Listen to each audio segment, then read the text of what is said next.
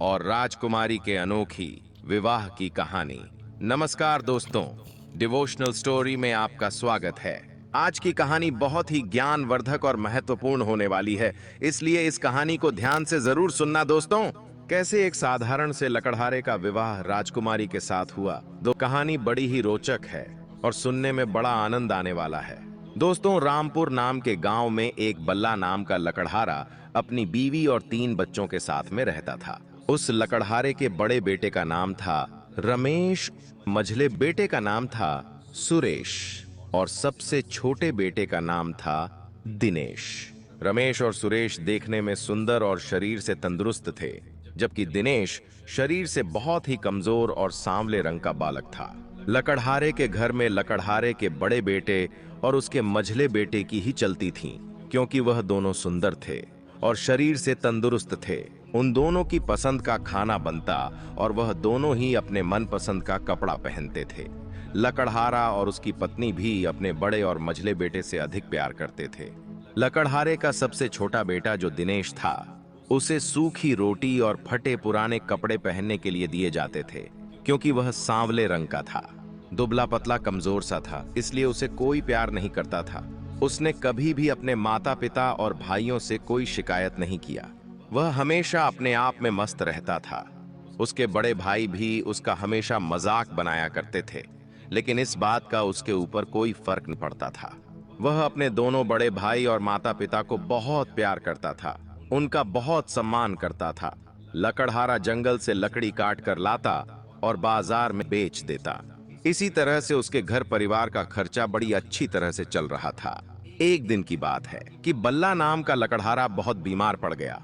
बल्ला की बीमारी के कारण जंगल से लकड़ियां लाना और बाजार में बेचने का काम बंद हो चुका था। घर में जो भी पैसा रखा था धीरे सब समाप्त हो गया। एक दिन लकड़हारे की पत्नी ने अपने सबसे बड़े बेटे रमेश को बुलाया और कहा कि बेटा, तुम्हारे पिता की तबीयत खराब होने के कारण घर का खर्चा भी ठीक से नहीं चल पाता है, इसलिए अब तुम्हें जंगल में जाकर लकड़ियां काट करके बाजार में बेचना होगा, जिससे घर का खर्चा चलता रहे और तुम्हारे पिता का इलाज भी होता रहे। माँ ने अपने बेटे से कहा कि मुझे पूरा विश्वास है कि इस मुसीबत की घड़ी में तुम अपने परिवार का साथ दोगे। लकड़हारे की पत्नी ने रमेश को खूब अच्छा भोजन बना करके खिलाया और रास्ते के लिए पूरी सब्जी बना करके बांध दिया और साथ ही में एक कमंडल दूध भर कर दिया। माँ ने अपने बेटे को कुल्हाड़ी देते हुए कहा कि बेटा, जब तुम्हें जंगल में भूख लगेगी तो तुम पूरी सब्जी खा लेना और ऊपर से मीठा दूध पी लेना। इस तरह से लकड़हारे का बेटा, जो बड़ा बेटा था रमेश, जंगल में लकड़ियां काटने के लिए घर से निकल पड़ा। वह अभी कुछ ही दूर चला था कि रास्ते में एक बुढ़िया जो बहुत ही दुबली पतली थी, उसने रमेश को रोकते हुए कहा कि बेटा, मुझे बहुत जोरों की भूख लगी है। मैं कई दिनों से भूखी हूँ। तुम्हारे थैले में पूड़ी और सब्जी है और कमंडल में मीठा दूध है। बेटा, मुझ पर दया करके थोड़ा सा खाना खिला दो और मीठा दूध पिला दो। यदि तुम मेरी मदद करोगे तो भगवान भी तुम्हारी मदद करेगा। बुढ़िया के मुंह से इस तरह की बात सुनते ही बड़ी बड़ी आंखें बनाते हुए रमेश बुढ़िया से कहने लगा कि बुढ़िया, तुम तो बहुत चालाक हो। मैं अपना भोजन तुमको खिला दूंगा तो मैं क्या खाऊंगा? चल हट जा हमारे रास्ते से और जाने दे मुझको। तू मरती है तो मर जा, मुझसे क्या लेना देना। रमेश की बात सुनकर बुढ़िया को बड़ा दुख हुआ।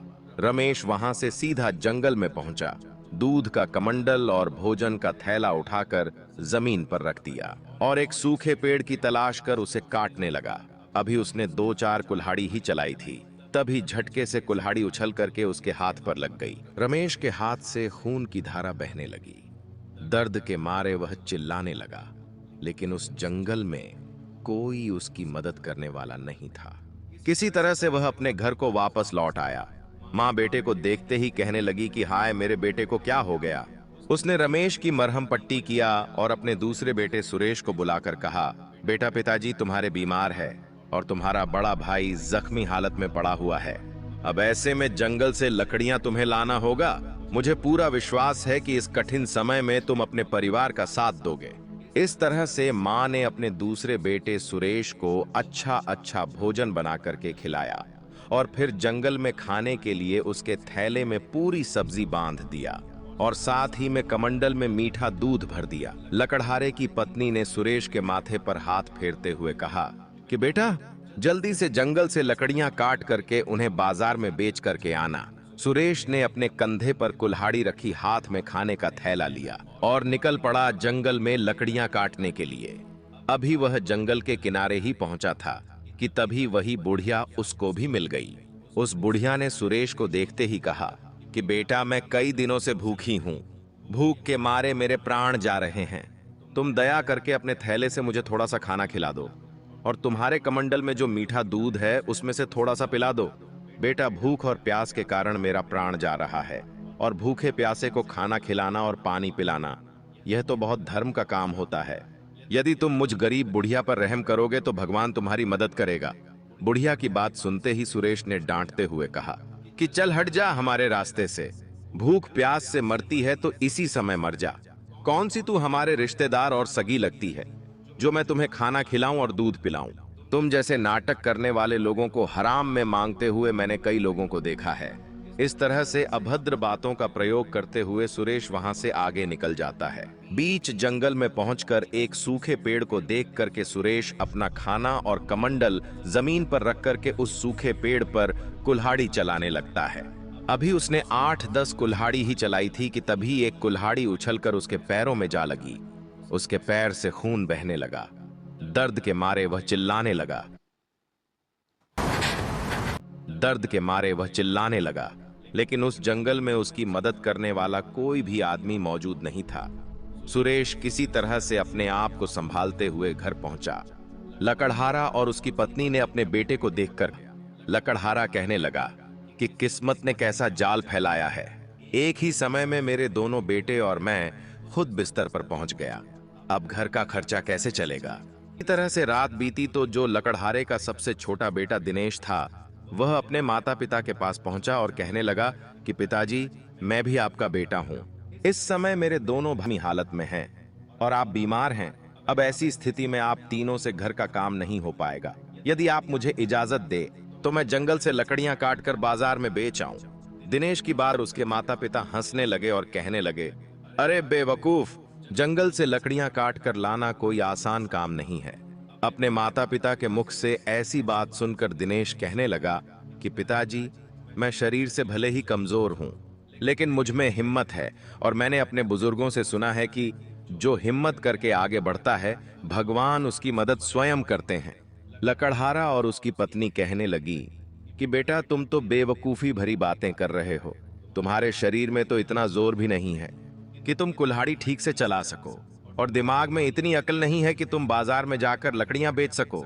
लकड़हारा और उसकी पत्नी ने उसे बहुत समझाया, लेकिन वह अपनी जीत पर अड़ा रहा कि मैं जंगल जाकर लकड़ियां लाऊंगा और उन्हें बाजार में बेचूंगा।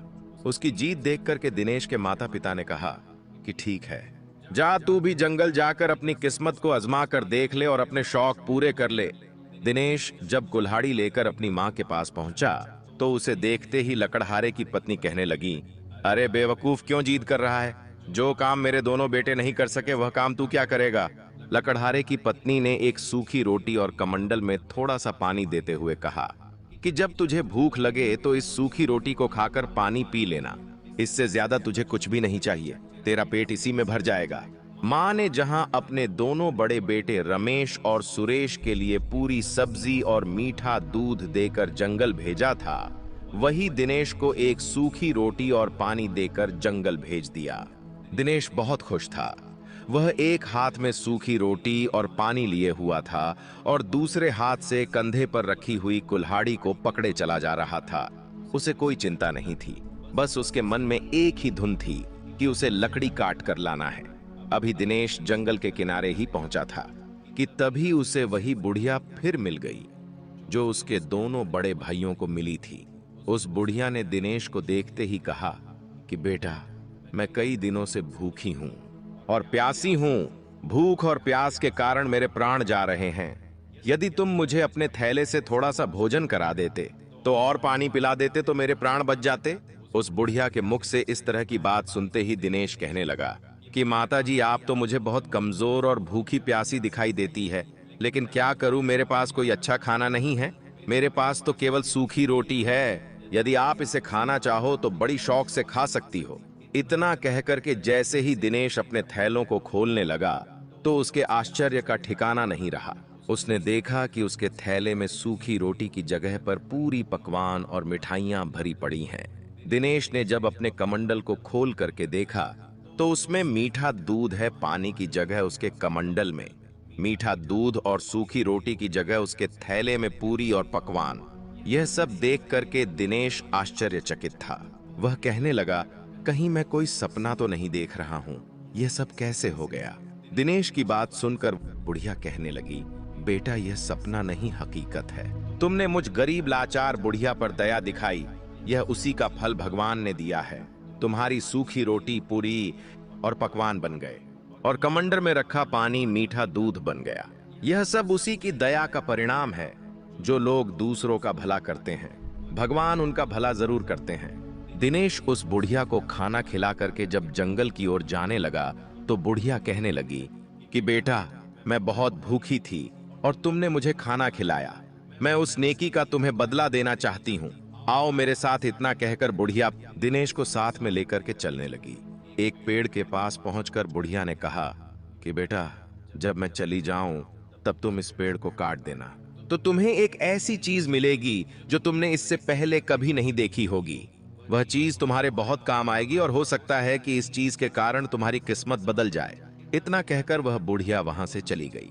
दिनेश बहुत खुश था। जब वह बुढ़िया दिनेश की नजरों से ओझल हो गई तो उसने कुल्हाड़ी को दोनों हाथों से पकड़ा और उस पेड़ पर जोर जोर से वार करने लगा। वह दुबला पतला कमजोर सा सांवला रंग का लड़का, अभी उसकी उम्र ही क्या थी, लेकिन उसने हिम्मत नहीं हारी।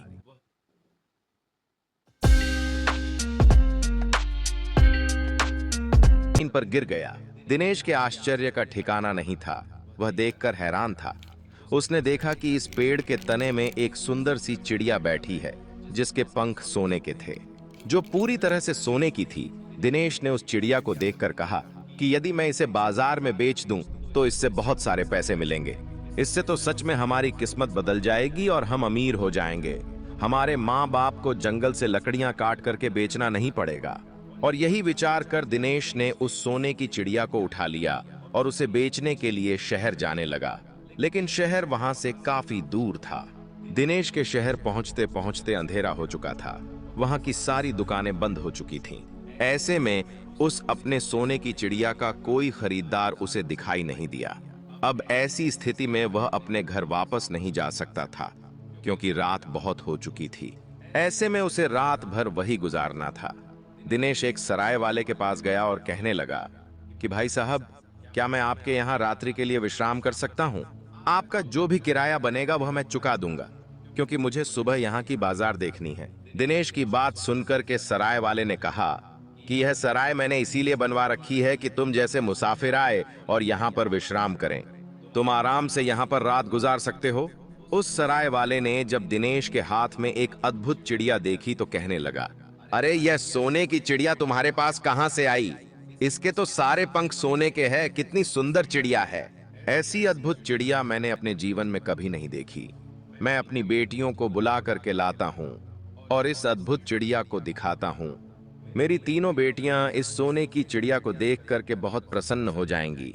वह सराय वाला तुरंत ही अपनी तीनों बेटियों को बुला करके लाया और कहने लगा कि देखो, यह सोने की चिड़िया कितनी सुंदर है।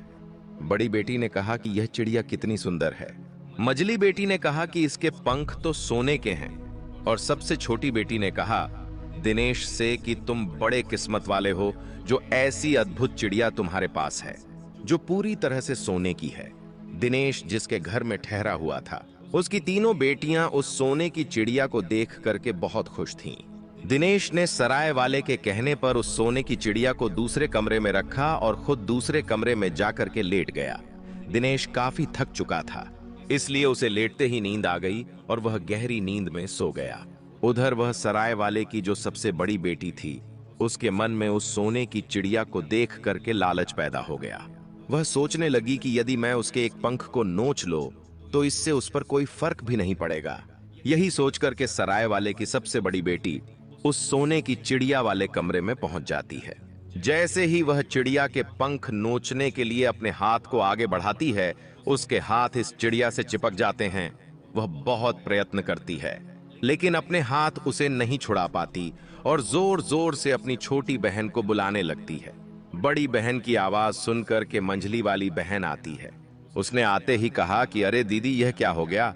बड़ी बहन ने कहा कि तुम देखती नहीं कि मेरे हाथ इस चिड़िया से चिपके हैं, जल्दी से मेरे हाथ इस चिड़िया से छुड़ाओ। जैसे ही वह हाथ छुड़ाने के लिए उस चिड़िया को हाथ लगाती है, वैसे ही उसके हाथ भी उसे चिपक जाते हैं। अब क्या उन दोनों बहनों के हाथ उस सोने की चिड़िया से चिपक जाते हैं और वह दोनों अपनी छोटी बहन को आवाज देने लगती हैं। उन दोनों की आवाज सुनकर उसकी छोटी वाली जो बहन थी वह आती है और वह भी जैसे अपनी दोनों बहनों को हाथ छुड़ाने के लिए आगे हाथ बढ़ाती है, उसके भी हाथ उस सोने की चिड़िया से चिपक जाते हैं। रात भर उन तीनों बहनों के हाथ उस सोने की चिड़िया से चिपके रहे और वह रात भर रोती रही। सुबह होते ही दिनेश जैसे ही चिड़िया के पास पहुंचा, वहां का नजारा देख करके वह दंग रह गया। दिनेश विचार करने लगा कि जरूर इन तीनों ने इस सोने की चिड़िया को चुराने की कोशिश किया होगा, इसीलिए इन तीनों के हाथ इससे चिपक गए हैं। तभी वह सराय वाला भी वही आ गया और कहने लगा, अरे दुष्ट लकड़हारा, तुमने यह क्या कर दिया। तुम देखते नहीं कि मेरे तीनों बेटियों के हाथ तुम्हारी सोने की चिड़िया से चिपक गए हैं। दिनेश कहने लगा कि इसमें मैंने कुछ नहीं किया है, जो भी किया है वह तुम्हारी तीनों बेटियों ने मिलकर किया है। जरूर इन्होंने इस सोने की चिड़िया को चुराने का प्रयास किया होगा, इसीलिए इनको इनकी करनी का फल मिला है। इसमें मेरी कोई गलती नहीं है, मुझे तो अपनी चिड़िया लेकर के जाना है। और इतना कहकर के दिनेश अपनी चिड़िया को लेकर के वहां से चल पड़ा। उसकी सोने की चिड़िया के साथ वह सराय वाले की 3 बेटियां भी चल दी, क्योंकि उन तीनों के हाथ उस सोने की चिड़िया से चिपके हुए थे। ऐसे में वह सराय वाला भी कुछ नहीं कर पा रहा था। उनकी तीनों बेटियां अपने बाप की ओर देखे जा रही थीं और रोए जा रही थीं, लेकिन वह बेबस था, कुछ भी नहीं कर पा रहा था। जब दिनेश वहां से कुछ दूर शहर के बाहर निकला, तभी एक बूढ़े आदमी की नजर उन पर पड़ गई। वह बूढ़ा आदमी सराय वाले की तीनों बेटियों को देखकर पहचान गया। वह सोचने लगा कि यह लड़का आखिर इन तीनों को लिए कहां जा रहा है।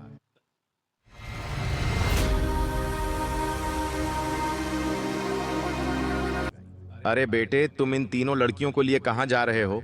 रुक जाओ।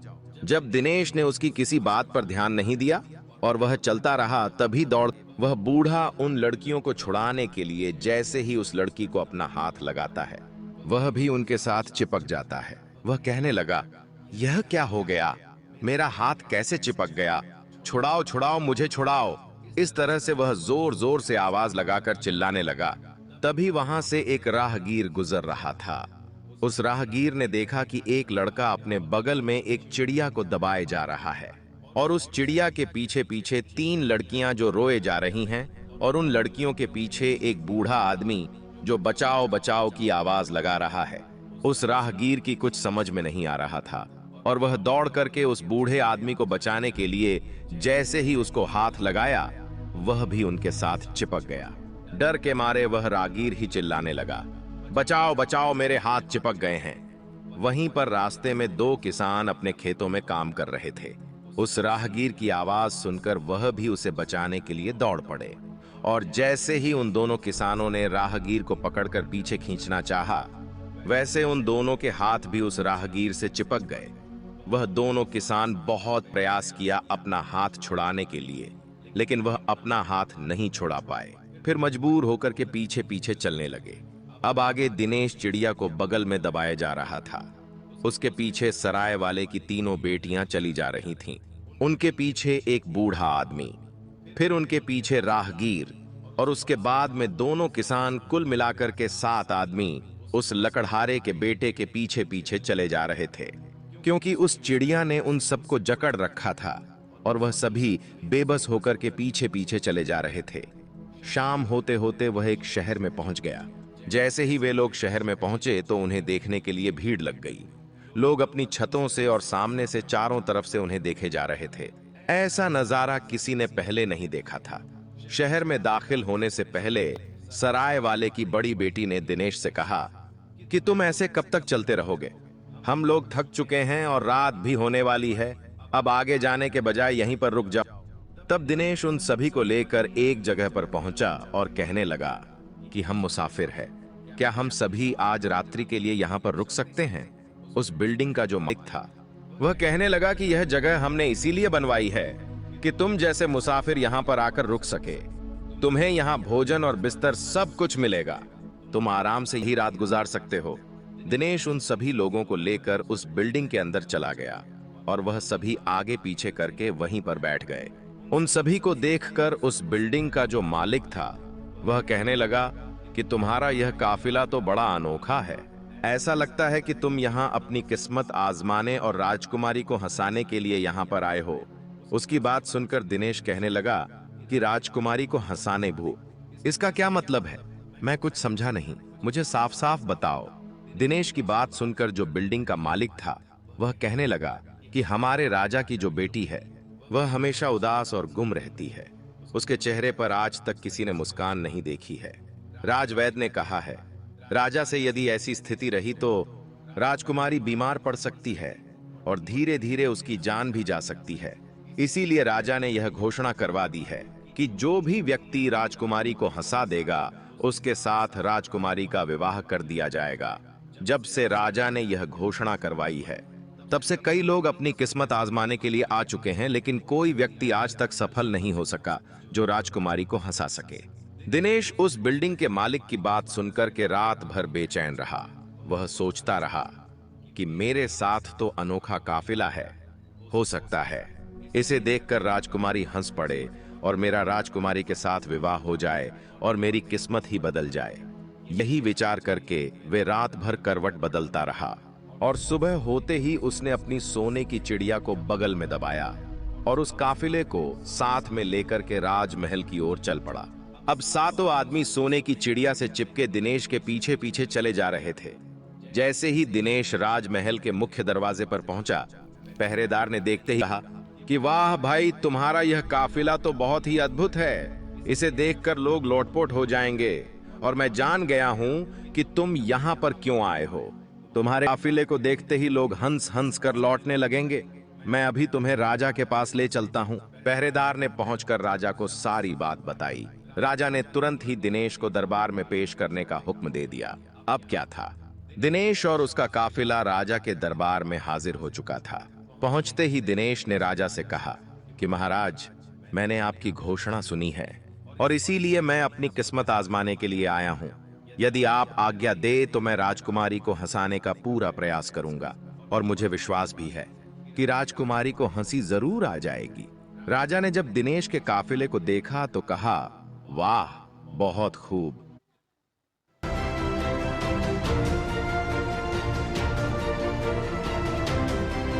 कार में पहुंची तो बहुत ही उदास गुमसुम थी, लेकिन जैसे ही उसकी नजर दिनेश पर पड़ी और उसके बगल में एक सोने की चिड़िया और उसी से चिपके हुए 7 आदमी, यह दृश्य देख करके राजकुमारी ने हंसी नहीं रोक पाई और हंसते हंसते लौटपोट हो गई। ठहाके लगाकर जोर जोर से हंसने लगी। राजकुमारी इससे पहले कभी नहीं हंसी थी इतना जोर से, इसलिए राजकुमारी को देख करके सारा दरबार हंसने लगा। राजकुमारी को हंसते हुए देखकर राजा बहुत खुश था। राजकुमारी के ठहाके से सोने की चिड़िया से चिपके हुए लोग धीरे धीरे आजाद होने लगे। तभी दिनेश ने उस सोने की चिड़िया को सराय वाले की सबसे बड़ी बेटी को दिया और कहा कि अब यह सोने की चिड़िया तुम्हारी है, तुम इसे अपने घर ले जा सकती हो। बूढ़ा आदमी, राहगीर और दोनों किसान सब अपने अपने घर चले गए, लेकिन दिनेश अभी भी राजा के दरबार में खड़ा हुआ था और सोच रहा था कि राजा अपनी घोषणा के अनुसार राजकुमारी का विवाह उसके साथ कर दे। लेकिन दोस्तों, राजा की नीयत बदल चुकी थी। राजा सोच रहा था कि इसने राजकुमारी को हंसाया तो ठीक है, लेकिन एक मामूली लड़के से साथ राजकुमारी का विवाह कैसे कर दूं? राजा किसी भी सूरत में उस मामूली लड़के को अपना दामाद नहीं बनाना चाहता था। अब राजा ने एक उपाय सोचा जिससे राजकुमारी का विवाह दिनेश से ना हो सके, और उधर दिनेश राजकुमारी के साथ विवाह करने के लिए बिल्कुल उतावला हो रहा था। दिनेश ज्यादा देर तक इंतजार नहीं कर सका। उसके सब्र का बांध टूट चुका था। उसने राजा से कहा कि महाराज, मैंने आपकी शर्त पूरी कर दी है, अब आप भी अपनी शर्त के अनुसार राजकुमारी का विवाह हमारे साथ कर दीजिए। दिनेश की बात सुनकर राजा ने कहा कि तुम अब भी हमारी बेटी के लायक नहीं हो, पहले उसके लायक बनो तब हमसे आकर के मिलना। राजा की बात सुनकर दिनेश ने कहा कि महाराज अब आप मुझसे क्या चाहते हैं।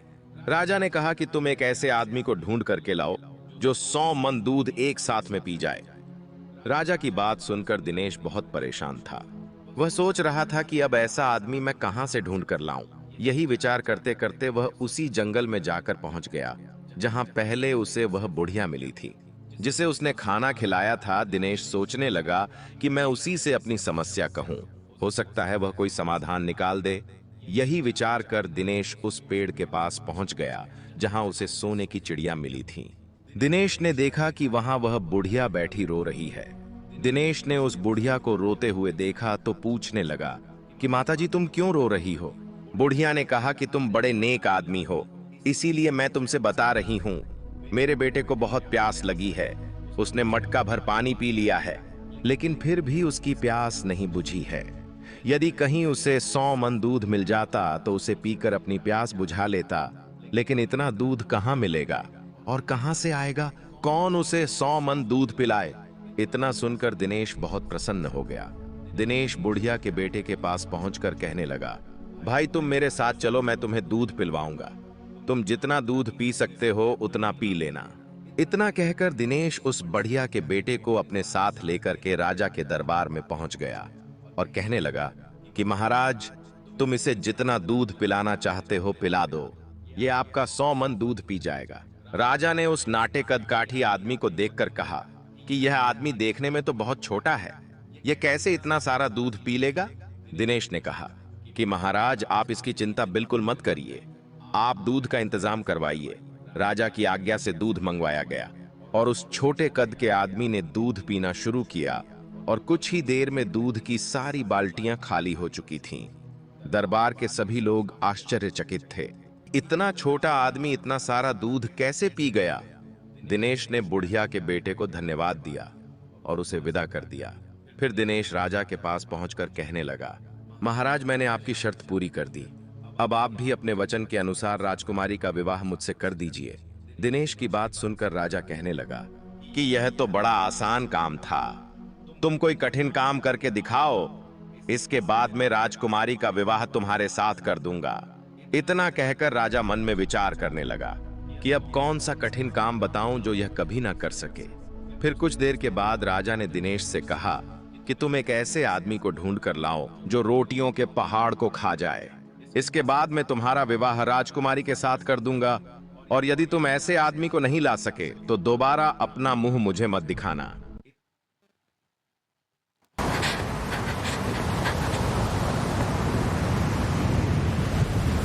दरबार से उठकर चला गया। वह सोच रहा था कि यह कोई आसान काम नहीं है, यह काम यह कभी नहीं कर पाएगा। दिनेश बहुत परेशान था। वह सोच रहा था कि राजा ने तो आज नई समस्या खड़ी कर दी। दिनेश ने सोचा कि मुझे वहीं पर जाना चाहिए जहां पर मुझे वह सोने की चिड़िया मिली थी। यही विचार कर दिनेश फिर उसी जगह पर पहुंच गया। दिनेश ने देखा कि वहां पर एक आदमी बैठा हुआ रो रहा था। जब दिनेश ने उससे रोने का कारण पूछा तो उसने कहा कि मैं इस जंगल के सारे फल तोड़ करके खा चुका हूं, लेकिन मेरी भूख शांत नहीं हो रही है। यदि कहीं 400-500 मन खाना मिल जाता तो मेरा पेट भर जाता, लेकिन इतना खाना कहां मिलेगा और कौन ला करके मुझको देगा। दिनेश उसकी बात सुनकर बहुत खुश हुआ और कहने लगा कि तुम मेरे साथ चलो, मैं तुम्हें भोजन करवाता हूं। दिनेश उस भूखे आदमी को लेकर के राजा के दरबार में पहुंच गया और कहा कि महाराज आप रोटियां बनवाए, यह आदमी बहुत भूखा है, यह रोटियों के पहाड़ को भी खा सकता है। राजा ने राज दरबार के सारे आटे की रोटियां बनवाई, रोटियों का पहाड़ लगा दिया। वह भूखा आदमी इतनी सारी रोटी देख करके खुशी से नाचने लगा। फिर उसने रोटियां खाना शुरू किया और धीरे धीरे एक एक करके उसने सारी रोटियां समाप्त कर दी। दरबार में बैठे हुए सारे लोग आश्चर्यचकित थे। राजा और राजा के दरबार के सभी लोग, राजकुमारी भी हैरान थीं। कितना छोटा आदमी इतनी सारी रोटियां कैसे खा सकता है। उस भूखे आदमी ने कहा कि यदि रोटियां और हो तो लेकर के आओ, अभी थोड़ी सी भूख मुझे और बाकी है। दिनेश उसके पास पहुंचा और धन्यवाद देते हुए कहा कि आज मैं तुम्हारी वजह से राजा की शर्त को पूरी कर पाया हूं। इसके बाद दिनेश राजा के पास पहुंचा और कहा कि महाराज मैंने आपकी यह तीसरी शर्त भी पूरी कर दी है। अब आप अपने वादे के मुताबिक राजकुमारी का विवाह मेरे साथ कर दीजिए। दिनेश की बात सुनकर राजा ने कहा, लगता है रे तुम बहुत जल्दी में हो, अभी तुम्हें एक काम और करना है। तुम मुझे ऐसा जहाज लाकर के दो जो हवा, पानी और जमीन तीनों पर चलता हो। यदि तुम ऐसा जहाज लाकर के मुझको दोगे तो मैं समझ जाऊंगा कि तुम राजकुमारी के लायक हो। जब तक तुम्हें ऐसा जहाज ना मिले तब तक दोबारा लौटकर हमारे पास मत आना। राजा की बात सुनकर दिनेश वहां से चला गया। राजकुमारी यह सब बातें सुन रही थीं। दिनेश के चले जाने पर राजकुमारी ने राजा से कहा कि पिताजी, यदि किसी के साथ वादा करो तो उसे निभाना चाहिए। आपने उस आदमी के साथ बहुत गलत किया है। राजकुमारी की बात सुनकर राजा कहने लगा कि तुम इस मामले में बिल्कुल चुप रहो। मैं तुम्हारा विवाह उसके साथ करूंगा जो तुम्हारे लायक होगा। मैं इस साधारण आदमी को अपना दामाद नहीं बना सकता। राजकुमारी अपने पिता की बात सुनकर अपने कक्ष में वापस चली गई। उधर दिनेश बहुत परेशान था। उसे समझ में नहीं आ रहा था कि अब वह क्या करे। राजा की अजीब शर्त वह कैसे पूरी करे। यही सोचते सोचते दिनेश उसी जंगल में जाकर पहुंच गया जहां कभी उसने बुढ़िया को खाना खिलाया था। दिनेश को उदास देखकर वह बुढ़िया पूछने लगी, बेटा क्या बात है, आज तुम बहुत उदास दिखाई दे रहे हो। दिनेश ने सारी बात उस बुढ़िया को बता दी कि उसके साथ क्या क्या हुआ। सोने की चिड़िया का मिलना, राजकुमारी का हंसना। आज सारी बात दिनेश ने कहा कि माता जी, अब राजा ने कहा है कि तुम ऐसा जहाज लेकर के आओ जो पानी, जमीन और आसमान तीनों पर चलता हो। अब ऐसा जहाज मैं कहां से लेकर के आऊं? दिनेश की बात सुनकर बुढ़िया कहने लगी, बेटा मुझे तुम्हारी नेकी याद है जो तुमने मेरे साथ किया था। असल में रोटियों का खाना, दूध का पीना, यह सब कुछ मैंने किया था। अब मैं तुम्हें एक ऐसा जहाज बना करके दूंगी जो हवा, पानी और जमीन तीनों पर चलता है। इतना कहकर के वे बुढ़िया जहाज बनाने में जुट गईं। कुछ दिनों के बाद जहाज बनकर तैयार हो गया। दिनेश ने जब वह जहाज देखा तो बहुत प्रसन्न था। दिनेश ने उस जहाज पर उस बुढ़िया को भी बैठाया और राजमहल की ओर चल दिया। राजमहल पहुंचकर जब दिनेश उस जहाज से नीचे उतरा तो राजा के आश्चर्य का ठिकाना नहीं था। वह सोच रहा था कि कैसे नामुमकिन काम को यह मुमकिन कर रहा है। अब ये मेरी बेटी के योग्य है। अब इससे योग्य और कोई दूसरा नहीं हो सकता और दिनेश को मात देना कोई आसान काम नहीं है। दोस्तों, इस तरह से विचार कर राजा ने राजकुमारी का विवाह दिनेश के साथ कर दिया और कुछ दिनों के बाद दिनेश उस राज्य का राजा बन गया और उसकी किस्मत बदल चुकी थी। और जब उसके माता पिता ने यह हाल सुना कि उसका जो सबसे बेवकूफ लड़का था, जिसे वह नाकारा समझ रहे थे, वह तो बड़ा बुद्धिमान निकला। दोस्तों, यह सब जो था वह दिनेश की किस्मत बदल चुकी थी। ये उसकी नेकी का फल था, क्योंकि उसके दिल में दया थी। उसने भूखे को भोजन करवाया था और प्यासे को पानी पिलाया था। उसने नेक काम किया था, इसलिए भगवान ने उसकी मदद की। उसे एक साधारण लकड़हारा से राजा बना दिया। दोस्तों, मुझे उम्मीद है कि यह कहानी आपको जरूर पसंद